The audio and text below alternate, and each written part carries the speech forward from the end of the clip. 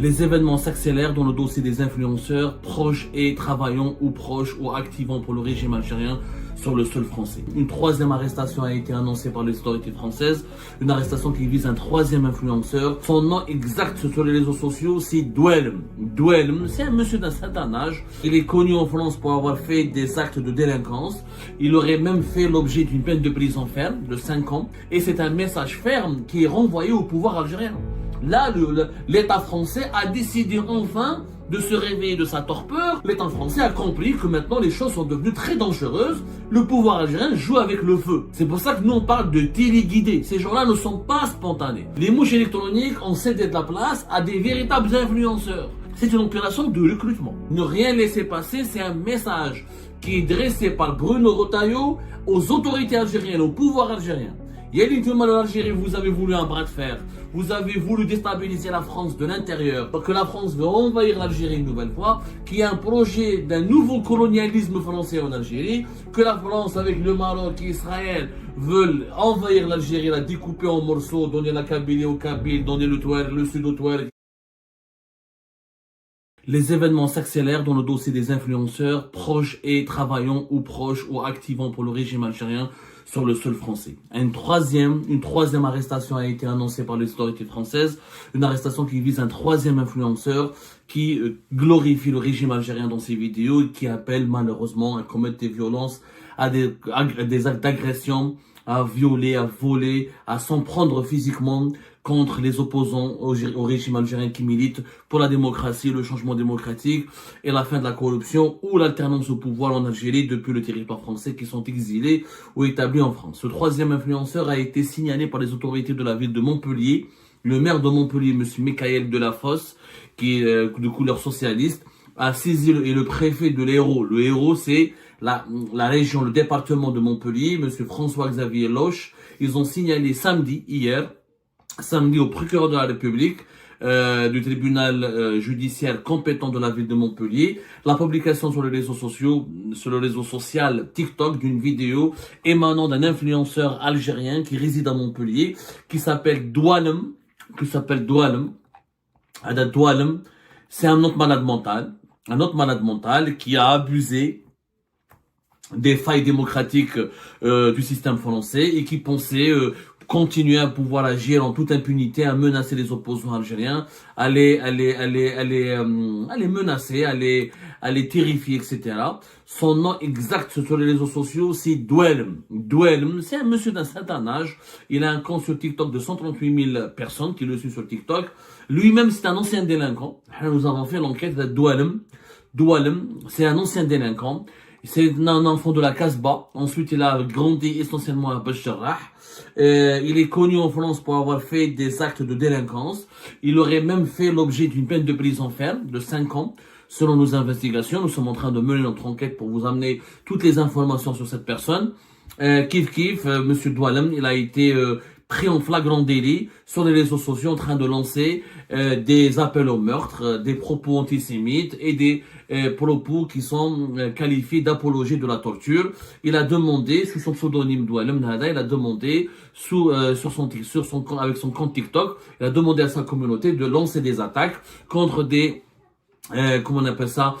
activistes, des cyberactivistes algériens, des opposants algériens qui sont établis, qui vivent malheureusement en France. Je dis malheureusement parce que la majorité des militants pour la démocratie en Algérie, pour le changement démocratique, les militants anti-régime algérien, ils auraient aimé vivre en Algérie, se battre et militer depuis le territoire algérien en jouissant de leur liberté d'expression et de toutes les libertés publiques et individuelles. Ce n'est pas le cas malheureusement, donc nous sommes tous exilés ici en France.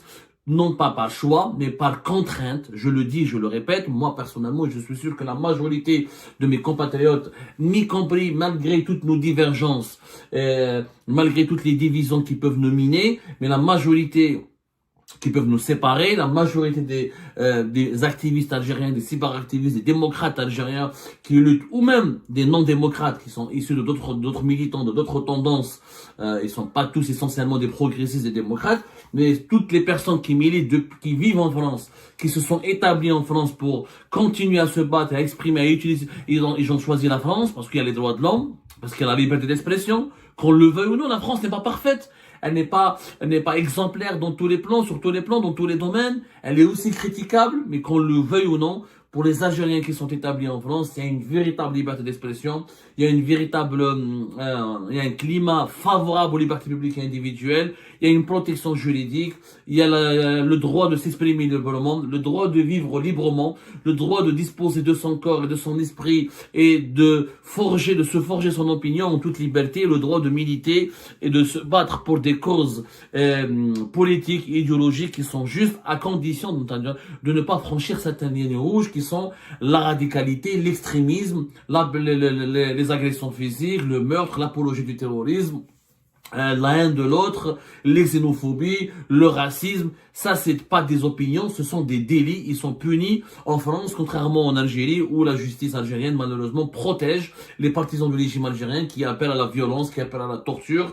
Donc, monsieur Doualem Hadaya, qui est d'un certain âge, selon mes informations, il est âgé de plus de 50 ans, Mariala Kebro, il utilise un compte TikTok de presque 140 000 abonnés. Il appelait au meurtre, il appelait à la torture, il appelait à la violence, il appelait aux agressions.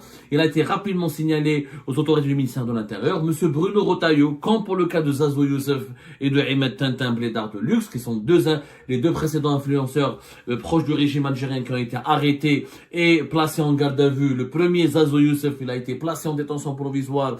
Le deuxième, Ahmed Tintin, sa garde à vue s'est terminée. Il a été placé sous contrôle judiciaire, mais sera jugé demain. Demain, lundi, le 6 janvier 2025. On reviendra sur l'affaire Ahmed Tintin demain. Donc, Boualem, il a été annoncé en arrestation. Doualem, il a été le troisième influenceur basé à Montpellier, alors que les deux premiers, le premier était basé à Brest, le deuxième il vivait dans une petite ville à côté de Grenoble. Lui, il a été arrêté aujourd'hui. Bruno Retailleau, le ministre de l'Intérieur, il a annoncé sur Twitter: merci aux services de l'État, merci aux magistrats et aux forces de l'ordre qui ont permis la localisation et l'arrestation ce soir de cet individu. Donc l'arrestation elle a eu lieu en début de soirée de ce 5 janvier 2025. Je salue l'action efficace de nos forces de l'ordre, de la police judiciaire et de la BAC, la brigade anticriminalité de la police nationale, qui ont, sous l'autorité du procureur de la République de Montpellier, permis l'arrestation ce soir de l'influenceur algérien domicilié à Montpellier. C'est le préfet de l'Hérault. Le Hérault, c'est le département H-E-R-A-U-L-T, qui avait saisi le procureur de la République la veille. C'est lui qui a saisi le procureur de la République le samedi 4 janvier. Donc rapidement, en 24 heures, les services de sécurité, notamment les brigades anticriminalité et les services de recherche de la police judiciaire, de la police nationale française, ont rapidement identifié un influenceur algérien qui, je rappelle, est un ancien délinquant. Lui, comme Ahmed Tintin, comme Zazo Youssef, ce sont tous des délinquants, des voyous, qui ne représentent pas la communauté algérienne. Et nous sommes fiers, nous les Algériens de France, de les dénoncer et de les condamner. Et nous remercions la police française et les autorités françaises pour ces arrestations. Il faut absolument faire le nettoyage. Il y en avait marre. Hadou, nous ne sommes pas des représentants de la communauté algérienne. Hadou, c'est des voyous, c'est des délinquants téléguidés. Je dis bien téléguidés parce que maintenant, durant leur procès, pendant l'enquête, il est question de savoir qui leur demande de lancer des appels au meurtre. Qui leur demande de faire de l'apologie du terrorisme. Qui leur demande de menacer les opposants, de les harceler, de violer leur vie privée, d'appeler à leur agression. Toute la question, elle est là.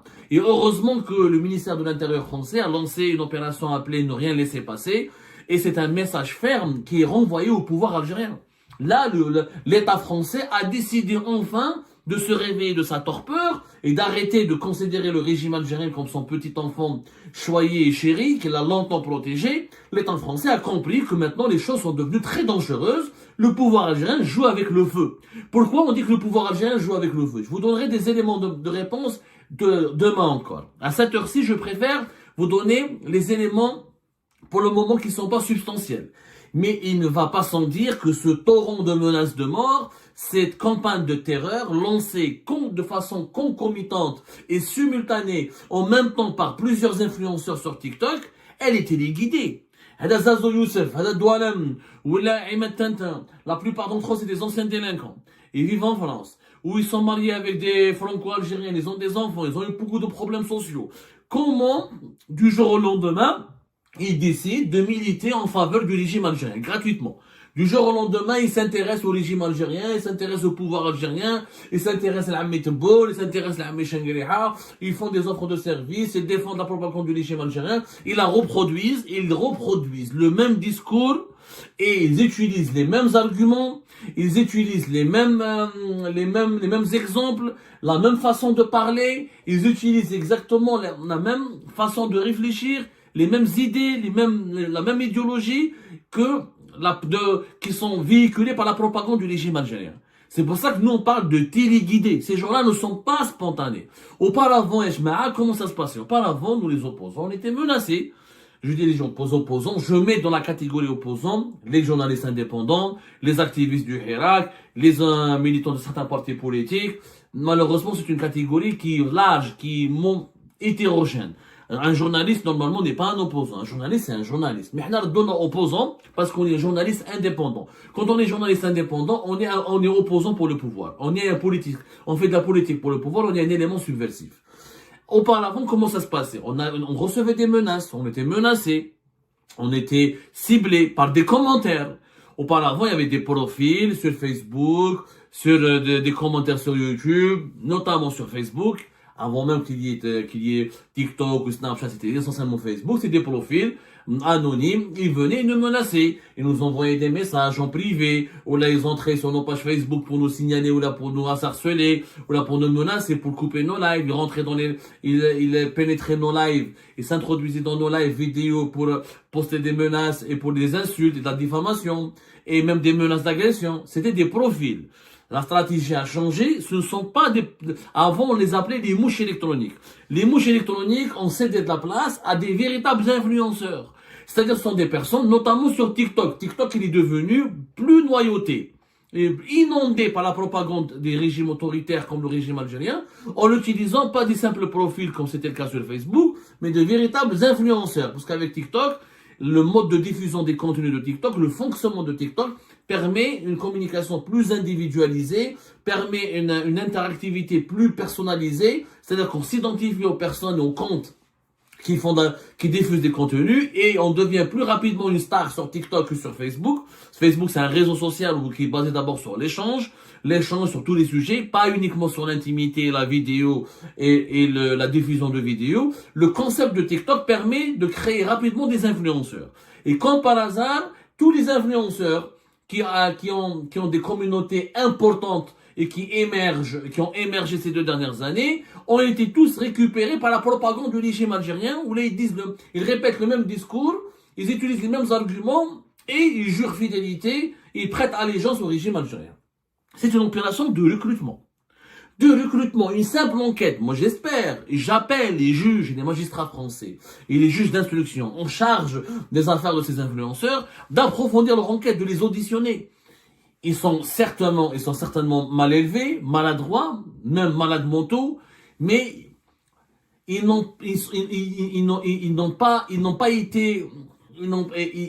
sont pas entrés dans la vie politique ou là dans l'activisme politique par conviction ou là par un cheminement naturel. C'est-à-dire, même si activisme politique entre guillemets, pour moi c'est pas des activistes politiques, c'est des terroristes. Pour moi c'est des criminels, des délinquants. Mais bon, ils sont pas venus à la politique comme ça par hasard. Non, pour faire des clics, ou là pour faire de l'audience. En général, les gens ont fait de l'audience avec d'autres contenus qui étaient non politiques. Une fois qu'ils avaient leur audience, c'est-à-dire surtout des Algériens d'étrangers qui racontaient leur vie privée, ils parlaient des sujets sociaux, notamment des sujets de sexualité, de femmes, de voisinage, d'héritage, de relations conjugales. Ensuite, une fois qu'ils ont accumulé une audience importante, qui se sont constituées des communautés importantes, ils sont devenus rapidement et de façon très déconcertante des TikTokers, des influenceurs politisés. Leur politisation intervient au moment où le régime algérien a accentué ses opérations de propagande contre les autorités françaises et contre les opposants algériens qui vivent en France et qui sont accusés à tort, je dis bien par le régime algérien, de servir les intérêts de la France. Depuis 3 ans, parce que je vis en France, parce qu'on vit en France, on nous accuse d'être proche de la DGSE, de Driancourt, du Quai d'Orsay, de l'Élysée. Regardez les opposants, on est des paumés, on vit très difficilement en France, on vit misérablement pour la plupart, on est extrêmement triste, on est extrêmement malheureux. Mais bon, on nous présente comme des agents de puissance étrangère, alors que les véritables agents de puissance étrangère, ce sont ces influenceurs, les Azo Youssef, les Ahmed Tintin, les Doualem et d'autres encore. Et d'autres, ils sont très nombreux. Et retour comme qu'est-ce que je vous ai dit la veille, hier, le 4 janvier, je vous ai dit que les autorités françaises ont lancé une vaste enquête sur les réseaux de la propagande du régime algérien. Ne rien laisser passer, c'est un message qui est dressé par Bruno Retailleau aux autorités algériennes, au pouvoir algérien. Yéli Toumal l'Algérie, vous avez voulu un bras de fer, vous avez voulu déstabiliser la France de l'intérieur, vous avez voulu utiliser la communauté algérienne pour provoquer des violences, des scènes d'émeutes, des agressions, pour terrifier les Algériens et les Algériens qui vivent en France et qui sont contre le régime algérien. Vous avez voulu remonter les Algériens entre eux et créer un climat de guerre civile au sein même de la communauté algérienne en France. C'est pour cette raison que les autorités françaises, à la suite de rapports d'orientation fournis par le renseignement intérieur français, fournis par le renseignement extérieur aussi français, ils ont compris qu'il y a des relais du régime algérien qui voulaient affaiblir la France de l'intérieur et semer le chaos à travers la communauté algérienne. C'est une politique menée par des officines proches du régime algérien. Et je vous donnerai des noms. Je vous donnerai des noms de certains conseillers, de certaines divisions qui s'occupent au sein du régime algérien de cette politique parallèle de récupération des influenceurs les plus vus par la communauté algérienne en France, notamment les influenceurs établis sur le territoire français, pour les utiliser comme une cinquième colonne, comme une colonne intérieure, afin de diviser la communauté algérienne, de la déstructurer, de la désorienter et aussi de la manipuler pour lui faire croire que l'Algérie est menacée par la France et qu'elle veut armer ses opposants algériens, qu'elle veut renvahir la France une nouvelle fois, que la France veut envahir l'Algérie une nouvelle fois, qu'il y a un projet d'un nouveau colonialisme français en Algérie, que la France avec le Maroc et Israël veulent envahir l'Algérie, la découper en morceaux, donner la Kabylie aux Kabyles, donner le Touareg, le Sud au Touareg, etc. Le caca idéologique, pardonnez-moi, le caca de manipulation, parce que les problèmes de l'Algérie, c'est d'abord la mauvaise gouvernance, l'illégitimité de ses responsables, l'illégitimité de ses institutions, sa grande corruption de ses élites dirigeantes, leur inefficacité, leur incapacité à fournir le b.a.-ba, à combler les besoins élémentaires de leur population. Toute la propagande a été servie chaque jour, matin et soir. On utilise ces influenceurs avec des insultes. Bien sûr, quand on recourt aux insultes, des vidéos de moins de 18 ans, on attire de l'audience. Et les gens commencent à y croire. Ah, la DGSE, les autorités françaises, Emmanuel Macron, l'OTAN, le Maroc, Israël sont en train d'aider Abdou Sabbar, d'aider Shawqi Ben Zahra, d'aider Hadaya. Complètement faux. C'est du mensonge. Ils voulaient juste semer le chaos, déstabiliser la France de l'intérieur. La France a réagi fermement en menant un travail de nettoyage.